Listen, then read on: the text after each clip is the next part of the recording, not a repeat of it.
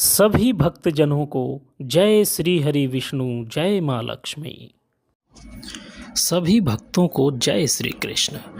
परमा एकादशी के बारे में भगवान श्री कृष्ण ने अर्जुन को बताया कि इस व्रत के प्रभाव से ही राजा हरिश्चंद्र को उनका खोया हुआ राज्य वापस मिला था और कुबेर जी देवों के धनपति बने थे।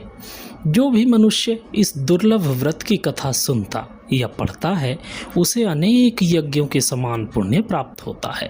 पौराणिक मान्यताओं के अनुसार इस व्रत की कथा इस प्रकार है। बोलो श्री विष्णु भगवान की जय।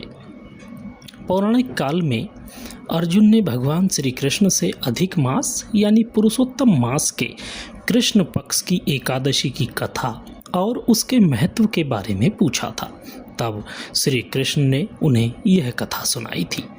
प्राचीन काल में काम्पिल्य नगर में सुमेधा नाम के एक अत्यंत गुणवान ब्राह्मण रहते थे।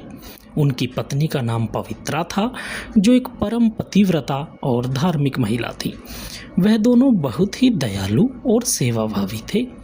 उनके घर कोई भी अतिथि आता तो वे स्वयं भूखे रहकर भी उसका सत्कार करते थे, परंतु भारी दरिद्रता के कारण उनका जीवन कष्टमय था।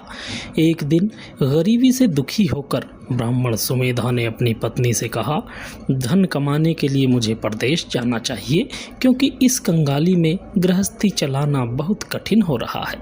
पति की बात सुनकर पवित्रा ने बड़े आदर से कहा, हे स्वामी, मनुष्य को अपने जीवन में जो कुछ भी मिलता है वह उसके पूर्व जन्म के कर्मों और भाग्य से ही मिलता है। यदि हमारे भाग्य में दुख लिखा है तो हम चाहे जहाँ चले जाएं, कष्ट हमारा पीछा नहीं छोड़ेगा। इसलिए आप परदेश न जाएं, हम यहीं रहकर भगवान की इच्छा का सम्मान करेंगे। पति ने पत्नी की बात मान ली और वे वहीं रहने लगे। कुछ समय बाद उनके घर पर कौंडिल्य ऋषि पधारे। ब्राह्मण दंपति ने ऋषि का भरपूर आदर सत्कार किया। सेवा से प्रसन्न होकर जब ऋषि ने उनकी आर्थिक तंगहाली देखी तो पवित्रा ने उनसे अपनी दरिद्रता दूर करने का उपाय पूछा।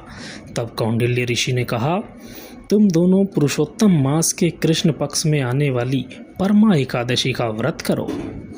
यह एकादशी भगवान विष्णु को अत्यंत प्रिय है और इसका पालन करने से मनुष्य की दरिद्रता, पाप और कष्ट पूरी तरह से नष्ट हो जाते हैं। इस व्रत को करने से धन, ऐश्वर्य और अंत में मोक्ष की प्राप्ति होती है। ऋषि के निर्देशानुसार सुमेधा और पवित्रा ने पूरी श्रद्धा और विधि विधान के साथ परमा एकादशी का व्रत रखा और भगवान विष्णु की पूजा अर्चना की। व्रत पूरा होने के अगले ही दिन उनके घर एक राजकुमार आया।